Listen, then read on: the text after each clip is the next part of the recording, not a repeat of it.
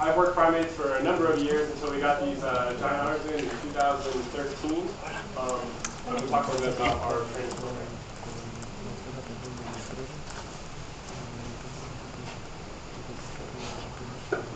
So I have a little bit of a different approach than kind of has been presented here yet. I believe in a very active approach with the animals. So we'll see a little bit of training, and I'll talk through a lot of things. We could talk for hours about training, but just quick little things so you can kind of follow with what we're doing is how we communicate. So when I say good, that means kind of continue. Like you're doing what you're supposed to be doing, keep going, you're not done yet. And when I use the whistle, that means that she's done with the behavior and she can come back. Good girl, very good. So that's our most important thing right there, where she's just calm and kind of neutral, waiting for instruction. Very good, Karina. Good girl. Side. Good. Good girl. Hold. Very good, Karina. Good girl. So this is one of the many different training sessions that we Very do. good. This is our morning routine. Good, Karina. Very good. A series of Good girl. Very good. Very good. Very good. So this is kind of a recent development. She does these series of behaviors in a row. And the idea is that she will know this behavior, this series, this routine so well that every morning if I come in and do that, it should be 100%. And when it's a little bit off, that helps me understand what's going on, the animal a little bit more, and helps me adjust it. It also makes it really, really simple for someone else to come in and replicate that. That's a good girl. Very good. Good.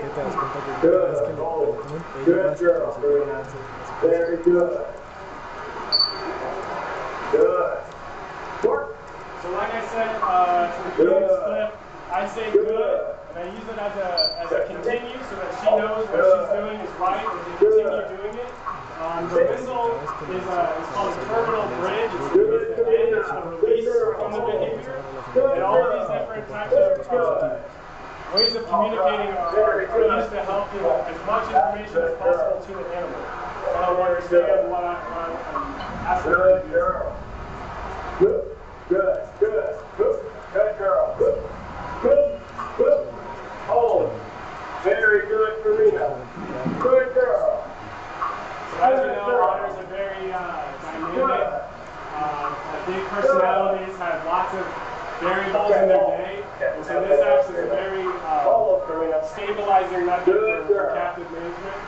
Good. Very good. And as we talked about, these guys get fed all day, usually about 6 feet a day. So this is just one of the training sessions that I try to incorporate into the day. So like I said, these are the primates that I take care of. That's been my background. These are the first otters I've got. So I've taken a lot of different experiences and tried to apply them to otters to see what we come up with. So we got the two girls. There's two sisters they have the same dad, but different moms from two different litters. And so these are a lot of the behaviors that we've been able to do with one of them, which is Karina here on the right. This is a program that we put together that was kind of guided by what our vets wanted. Our vets didn't want to have to do more mobilizations than they had to. And so it's been my biggest passion over the last couple of years to train the animals to do everything voluntarily that our vets would want them to do during a procedure.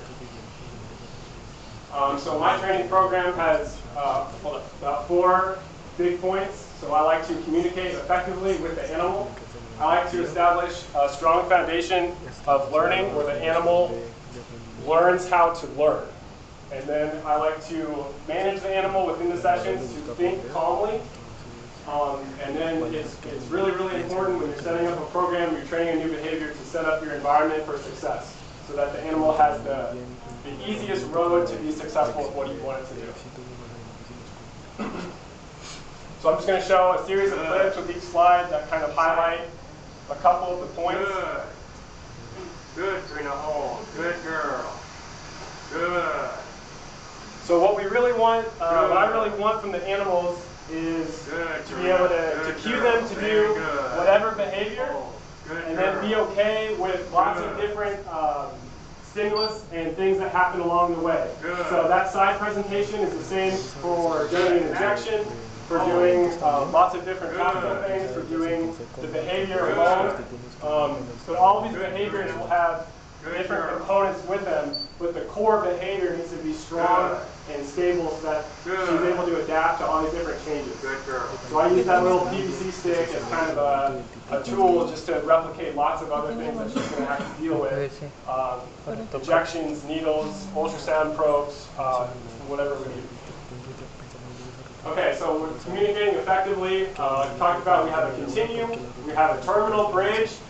We say hold to help them understand the idea of go do that thing and continue to do that thing. Otters are very quick and want to just touch a target and move on to the next thing. And it takes a while to start training them to hold on to different objects or to stay in one place. In the training community, we exercise a really unique tool, I guess you'd say, is LRS. What that means is we manage the animal and we train the animal to understand how to deal with being wrong. If she does the wrong behavior, how to handle that. And this helps us limit any types of aggression. So this is very, very important for us. How you deliver reinforcement, how you deliver food or tactiles, whatever the animal likes. Whenever we're doing a session, we like to train for the behaviors that have a visual and a verbal component. So I can say up, or I can say stump, and I can say stump, or I can use this in tandem, so that she knows this and the word mean the same behavior. And so that more information helps them understand, especially when you're taking into account distance or the animal can't see you, things like that. Secondary reinforcements are things like tactile that the animal can learn to enjoy. But again, it's all about just giving as much information as possible. Good. Move. Move. Hold. Stump.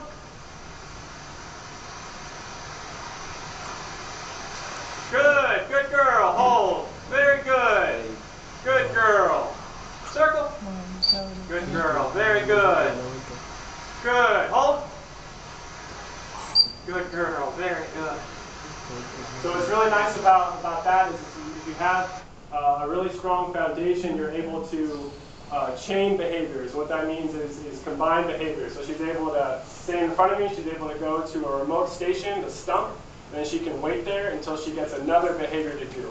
And you start chaining these things, and that's how, you can think about any dolphin show or whale show, that's how they get the series of behaviors. They start chaining different components together.